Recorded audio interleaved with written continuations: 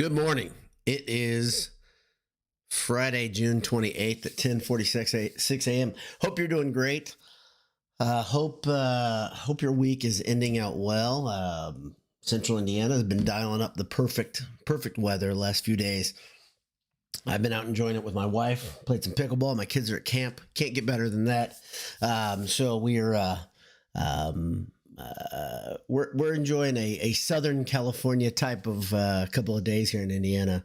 If you're from Memphis, you're from the Memphis area, and you want to learn a little bit about Zach Edey, you're in the right place.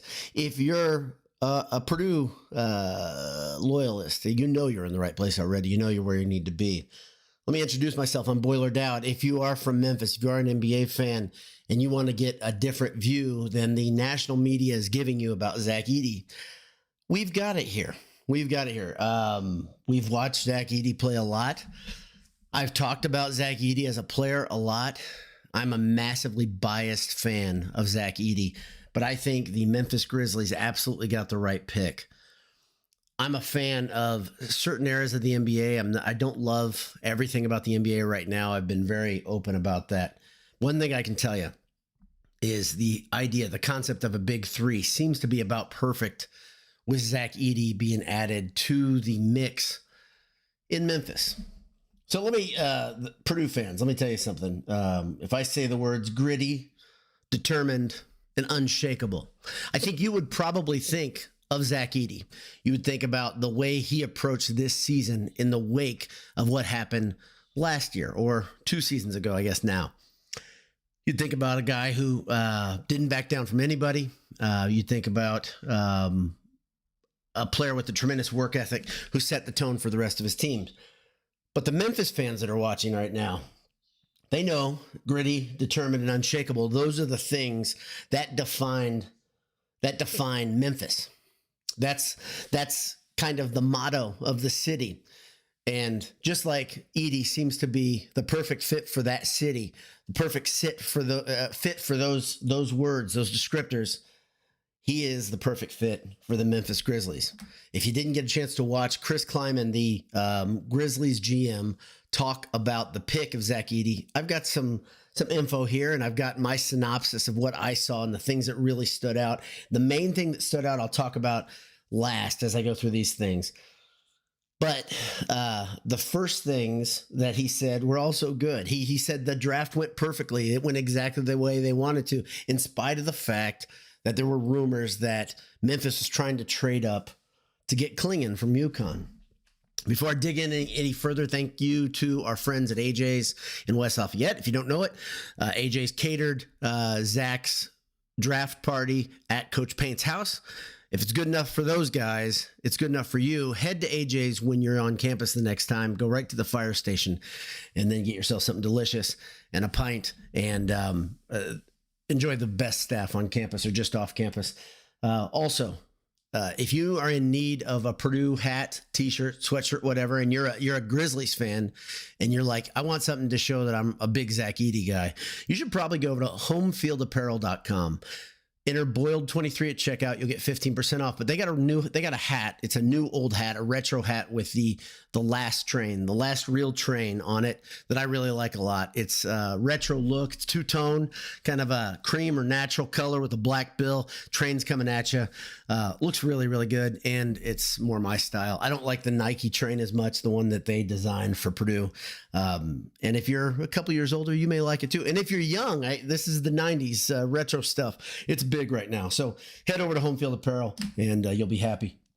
But so the Memphis Grizzlies, we all know, we talked about it in the Handsome Hour Basketball Beat mega show. After the draft, the Grizzlies got the guy they wanted. And why does it make sense? Well, let's look at one thing right away why it makes sense. If the rumors are true that the Grizzlies wanted Klieman, well, that could be true. I think they wanted a big. I don't think there's any doubt they wanted a bid. But head-to-head, UConn and Purdue, UConn obviously was the better team. They had tremendous guards. The draft showed they had tremendous guards. I think 3 guys were picked off of their starting 5. Another one is waiting in the wings who will go next year and probably in the top 10. UConn has players. UConn has dudes. But head-to-head, 1v1, Klieman v. Edey. Check the stat box.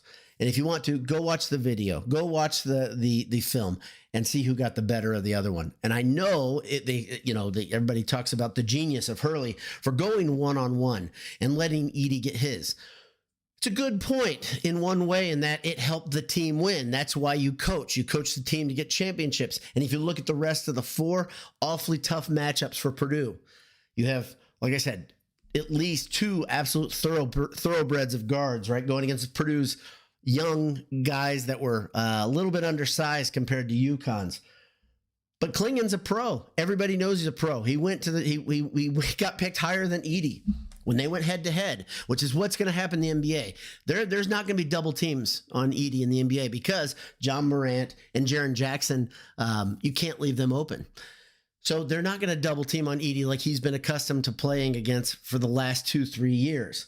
And when he got one of the best centers on him, one-on-one, he cooked him over and over and over. 35 points, 7 or 11 boards, I think. He cooked him. Klieman's good. Klieman's a little bit younger than Edey. Klieman is a different type of player, but Klieman is more than normal NBA center.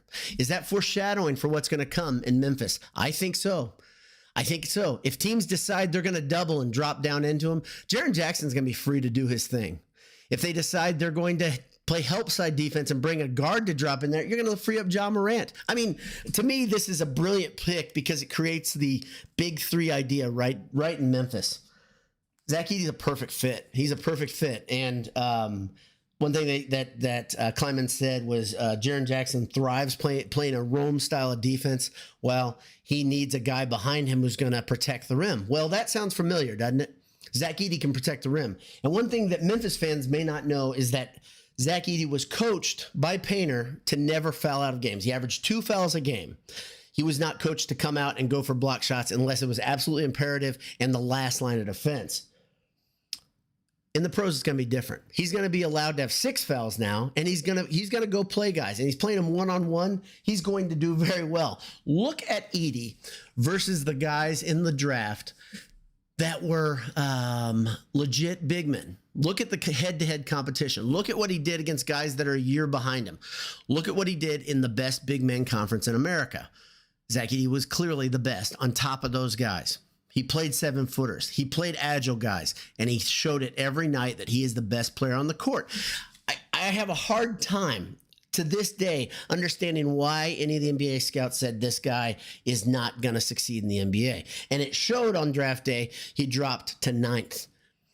The media acts like that wasn't that much of a surprise, especially as we got further away from the pick. The media act like, oh yeah, this isn't that big of a deal. When you read all the articles, what are the biggest surprises in the draft? Hardly ever is Zach Edey going to Memphis called one of those surprises. And many of the people that chirped in the last 3-4 weeks, the last 2 months about Zach Edey dropping out, going to China, the idiots from the schools that wear orange mostly, they were pretty quiet, pretty silent. You know why? Because they were proven wrong yet again by Zach Edey, and this is what Zach Edey does. He proves people wrong over and over and over. His work ethic, his will is incredible. It's unmatched.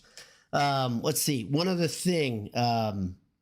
This is my favorite point. My favorite point Klieman said, and he kind of put this as the cherry on top of his conference, is it's not Edey's defense even the reason that they got him. It's his offense. It's his ability to go and score and what it does to other teams, creating pressure, say we can beat you regardless of what style you want to play. Purdue fans, does this sound familiar to you? We saw Purdue play with pace. We saw Purdue play slow half-court game, and they won both of those with Edey at center. Edey didn't go sit during these periods of time. Edey didn't go sit when Purdue was going to play with pace. He went end to end, and he averaged tons of minutes. I think he averaged 38-plus minutes a game. The guy's fitness is incredible. His work ethic is incredible. Memphis fans, you got the guy. You got the guy, and you're going to enjoy it. It's going to be a lot of fun for Memphis fans, and I hope we get to watch him for a long time. Purdue fans will do a couple things. We're going to buy KFC right now because we're stoked that he is the front man for Kentucky Fried Chicken, and I think you're going to see a lot of Memphis Grizzlies jerseys at Purdue games this winter. One other thing I thought was awesome was Painter's comments after the draft. He said that nobody asked nobody put someone in a position where they had to go against Edey in a camp-like situation before the draft. And if they did, Edey would have embarrassed them. It doesn't matter who it is, who you put in front of him, he's going to make them look bad. Sure, there are guys that can pop up and shoot threes, but I don't think that's what they're interviewing Edey for. You're putting Edey in that position because you want a big, bad dude, the baddest dude on the court, and you're getting it with Zach Edey. Ja Morant played very well when he had Steven Adams. Well, now he's got another guy that can come up and set a high screen that will devastate the defender. And Ja Morant played pretty well with a healthy Marc Gasol too. But last year, when they didn't have a healthy big, when they didn't have a good option, Memphis fell off quickly. And obviously there were some problems off court that they had to deal with, and they still, I think, are getting themselves settled and finding a new chapter. Hopefully this helps settle them and we see something special come in Memphis. One other thought. I went and watched some other media reaction. One thing, and if you watch NBA analysis on ESPN, you get your ears assaulted by Paul Pierce every now and again. He doesn't know how to pronounce Zach Edey. He called him Edey over and over and over. Zach Edey. It just made me nuts. But one of my big takeaways was the ability for the media to make themselves into a chameleon and just absolutely change who they are and the story they're telling. Incredible to me.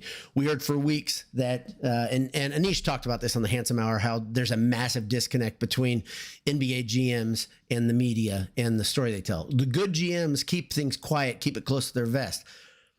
Memphis didn't talk about the story they had. They actually looked at Edey last year when he flirted with the NBA. They said they liked him last year, but they didn't really get to know him. This year, they watched the film, and then they had him in for workouts, and then they had him for interviews. And every level, they said they liked him more, and they called him somebody who was like, he's a guy that he's just extremely attractive to a team because he talks about working and winning. I don't know what a team could want more than that. Also, massive size, ability to move, athleticism, and strength. Those aren't bad things in this league either. So thanks to everybody for tuning in. Chris Harder is here first. How are you, Chris? Chris, I'm not kidding about this. I need to text you about this, but let's plan a bourbon hour, maybe a bourbon bar for next week at the famous Poppins Pub. Ted Berkey, good Friday morning to you. Greg McManus, we're doing today. Happy Friday. Yeah, it's this was something I had ingested. I had digested enough media stuff about Edey. I was like, okay, there's something to say here. And so I went with it. Yeah. Ted Berkey says Zach has a great role. He does indeed. I think he's going to be a good fit there. Ed Albanese, the Gummy Bear King, says 37 points. Okay, yeah, I don't have those numbers in front of me. I appreciate that. I appreciate you calling me on it. It was a performance, regardless. So was it 37 and 11? I don't know. He says still makes me mad. Purdue hit only 1-3. Yeah, that was again the way UConn guarded Purdue's guards. Incredible. Their ability to not give Purdue any space. Yeah, but this is where I thought if anybody, and I am okay doing this, Painter did an amazing job this season, really putting Purdue in position to win, obviously over and over and over. But I really wanted to see more action on offense that would have freed up those guards. And I don't think he did it. I don't think he and PJ did it. So I always will be first to call out the guys that are making the most money. Yeah, the funny thing is some of those assistants are making less than players now in this unusual era. Brian T says, happy to see you, Dowd. Same here, Brian. Ed says, how do you think we'll look next year? Any predictions? I think there's the 11 o'clock storm siren. Not sure if you guys can hear that. I think Purdue is going to play with a much different pace. I've been talking a little bit about it after watching those practice videos that were released. I think Cam Heide is a big cog in what Purdue's going to do. And I want to see Miles Colvin and Cam really, really put pressure on teams with their athleticism, their ability to get to the rim. Purdue's going to take, I think there's going to be some growing pains and just kind of getting to know what they are. But I think it looks drastically different because of the parts in place. I don't think Wilberg pops in and just becomes a person where you run the offense through. I don't think Jacobson right away is a guy that you run the offense through. So that changes the flow of the offense right away. I don't think Painter will use TKR like he did Edey. Even when you go back and look at the way Trey Williams was used at Purdue, it wasn't the same way where every single play went through Trey Williams. Like at Trey Williams, the right of first refusal that Painter talked about with Edey. Trey Williams really didn't have that. And Trey popped out a lot. Remember, he was shooting threes every now and again, and he came up to the three-point line a lot regularly and got the ball, turned and faced up, and then he created with his passing. So maybe we'll see, maybe TKR will develop a little bit of that too. We didn't see much of his passing last year, so we'll see. But I think you're going to see a different pace. Ed Albany says, isn't it ironic? Tennessee fans will cheer for him. Yeah, they're doing it begrudgingly right now. Some of the comments are just amazing. I posted one thread. It was hilarious. So much salt in that group. I mean, goodness gracious, move on. Move on, all of you guys. Illinois fans, move on. Michigan State fans, move on. Even IU fans, I think, have moved on from holding a grudge in this whole thing. But the two teams in orange and Michigan State seem really petty, but wouldn't expect anything less. Paul S. of 88 says, Edey dominated Klieman head-to-head in the NBA in all NBA metrics. Can't wait to see NBA Edey change the NBA view on bigs. Wouldn't it be neat? Wouldn't it be fantastic if we saw an ushering in of kind of an old way of doing things, meaning the great center returns to the NBA and Zach Edey is the guy that says, yeah, we can still carry this banner, and you'd be really smart to have a guy that can enforce around the rim that teams fear. One difference that Edey has versus a lot of massive human beings that play around the rim, of course, is he's a pretty good free throw shooter. Painter called him, I think Painter said something like he's okay. I think he's better than okay. What is it, 70-something percent, 75, 77% free throw shooter? Again, I don't have the numbers in front of me, but pretty good free throw shooter. Good enough that you can't really employ the hack-a-zack tactic. So Brian T says, as excited as I am about next year already, I'm still riding the high from this past year. Honestly, I think the Final Four scratched the itch for many, many years, still pulling for them right now.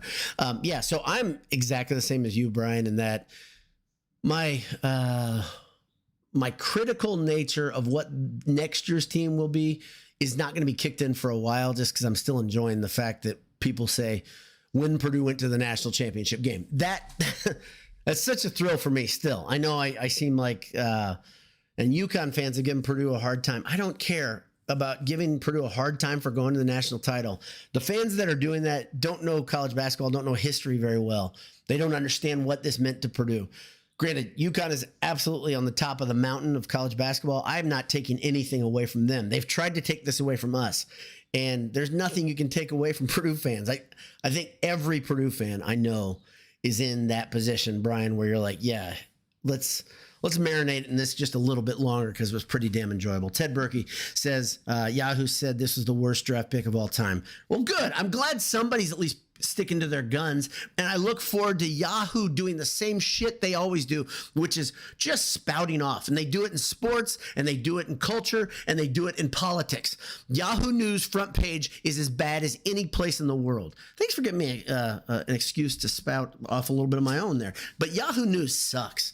So good for them though for sticking their gums, because nobody else seemed to do it.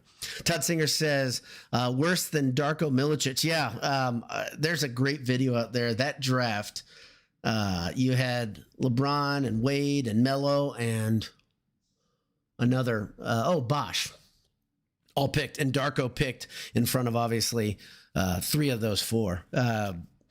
Wild. That draft was so good, and the Pistons picked Milicic.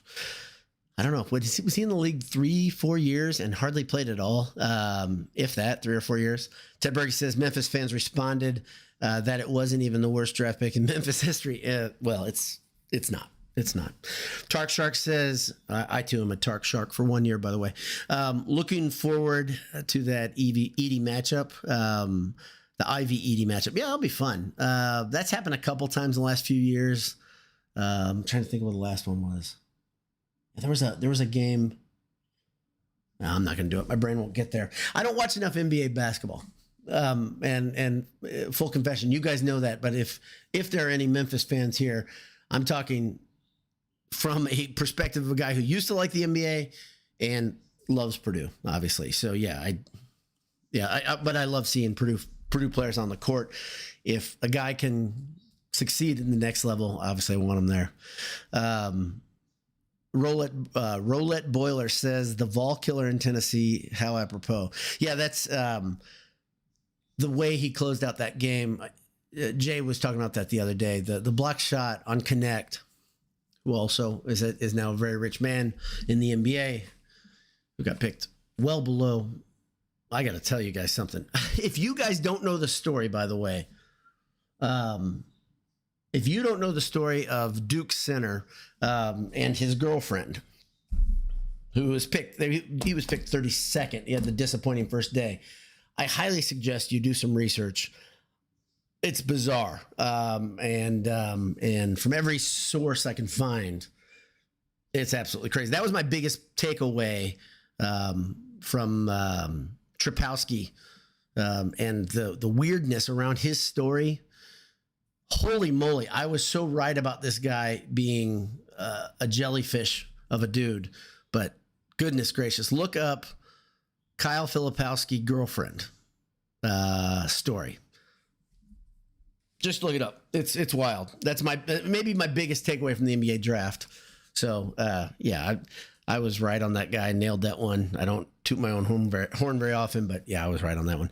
Greg Manis says Purdue and IU are fairly bitter rivals, but we both can recognize talent on the other side. MSU, U of I, Vols, get angry online. Their fan bases are still angry. They're still bitter.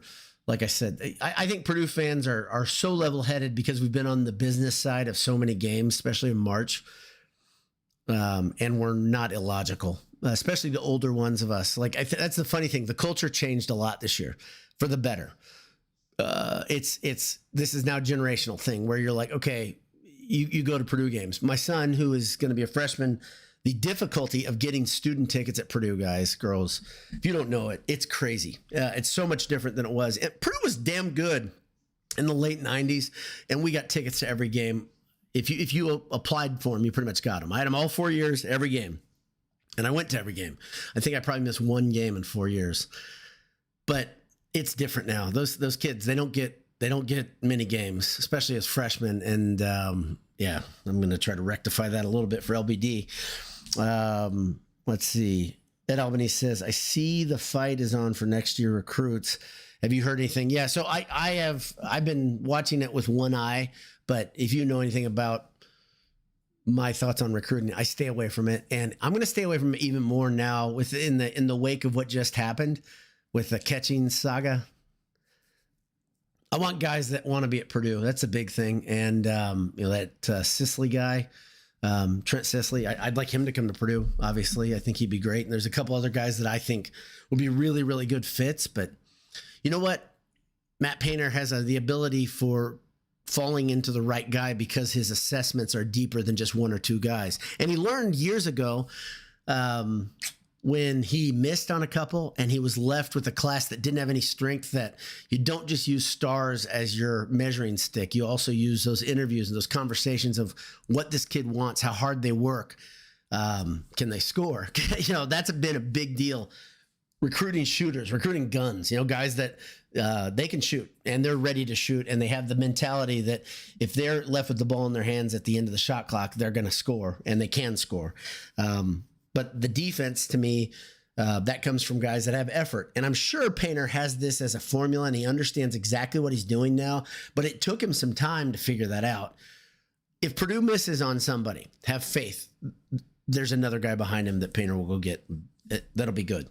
So Roulette Boiler says, if Grizzlies play him 20 minutes and tell him set screens, rebound, he is 10 for 10, no problem. Put him in a pick and roll, and Ja and he are 20-10. Yeah, they it's a win-win situation for the Grizzlies. It just is. They're going to come out really good on this, and they're going to have a guy that plays right into the system. My only question is, will the Grizzlies have the systems and the coaching in place to benefit the entire team? I think Zach will benefit a team regardless of where he goes, because he'll work and he'll go into that mold wherever it is. But big question is coaching. Greg McManus says she was his babysitter when he was young and is possibly a distant relative. Really creepy. Yeah, but the next step of what she did, you're talking about Filipowski. Greg's talking about Trapowski. The next part is she pretty much forced him to divorce his family at age, 19, late 18-year-old. And he did it via either text or email. I can't tell the details on that. His brother has gone public and said, yeah, this is a problem. This is a really bad situation. Yeah, she's 8 years older than him. Really, really gross. And the fact that dude just can't see the problem. I don't know anything about Filipowski's family. So I would guess, though, having your girlfriend become kind of almost like a mother figure because she's everything to you, that's not healthy. It's not a good thing. Not a good thing. So McManus says, had to win a student ticket in lottery 93 to 94 as a freshman. It was tough too. So you and I were from the same class. I don't remember a lottery. All I remember is I got tickets. But I'm, Greg, I'm pretty high in the social pecking order. I know you were just coming up there. I'm just kidding. But I don't remember the lottery, honestly. So good for you that you actually have a memory. I don't remember anything. I feel like I'm getting worse at that, Greg. Aaron Rodgers can tell you that you don't need to become yeah. Aaron Rodgers has some he did it on his own, right? At least he didn't have his girlfriend help push him out of the door of his family. But yeah, Rodgers is a pretty big jerk. It's a different brand of jerk, right? But a jerk nonetheless. Brian T says Boiler 90 through 94 had a lottery each year. Okay, so what the heck? What were the odds on the lottery? Maybe you guys know that because I never had a problem. I got tickets every year. They don't get a lottery now, though. I can tell you that much. What they get is they get less tickets, especially as freshmen. They get less tickets, and I think to get more, maybe this is the entry. He got some. There's levels, so you get into some. There's only 750 of these packages given out where you get football and basketball and other sports. And I remember there was a package like that when we were like seniors in 96, 97. And I think I got it, but I didn't go to many of the other games. I remember the women's basketball games, you could go in, sit wherever you want back then. The funny thing is, while we were there, they got really, really good. But had to grow the fan base somehow. Tim Swartzel, how are you, Tim? Says the lottery I remember for tickets back in 1994-ish was for the lower seats, wasn't it? I always had tickets either up at the top. Yeah, and that's the way I remember it. Here's what I remember is that I could easily get tickets. I could get in. There was no name of the student section. We were sprinkled throughout the top of Mackey, and I sat up top. I didn't care. There's not a bad seat in there, as we all know. But I was down low for my junior and senior year, and I was really low my senior year. But I kind of sat 7, 8 rows up. Great seats, obviously. But yeah, that's the way I remember it, Tim. So, and good to see your memory is terrible as well. Brian T says he got tickets all 4 years. Greg, did you get tickets all 4 years? Let's see. Top 2 rows for me each of the 4 years. See, Brian, mine were top 2 rows first 2 years. So I'm with you. Greg says my ticket was upper bowl for sure, but there was no gene pool or paint crew. Yeah, it was much less organized, right? It was, but you got tickets. You see my point, Greg? You were in the house for every game other than Christmas break. It's not that way now.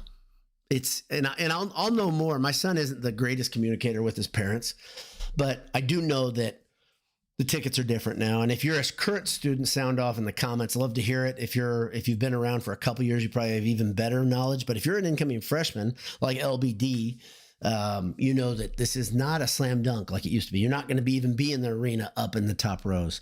Chris Harder says, sent you a text. Okay, good. Let's set that up. Thanks to everybody for tuning in. It's been a fun show. So Roulette Boiler says, 85, 89, no gene pool, just got a student ticket. Yeah, that's what I remember it. It was, but we got in the arena. That's my whole point. You don't get in now. I think it's different. And obviously they lost a couple seats when they put in the high back seats down low. That changed it a little bit, but it's different now. It's definitely different. There's a higher demand, which is a good thing. So, but thanks to everybody for tuning in. Thanks to our sponsors, Appreciate Home Field and AJ's as always. Appreciate talking to Adam before the draft. He had a front row seat to all the fun that happened that night. So he was at Coach Pate's house, and I think he was. I know if he wasn't there, his people were there. So, and thank you for tuning in. I hope you have a great afternoon. I hope you have a great weekend. God bless you. Hammer down. Talk to you soon. We'll see you.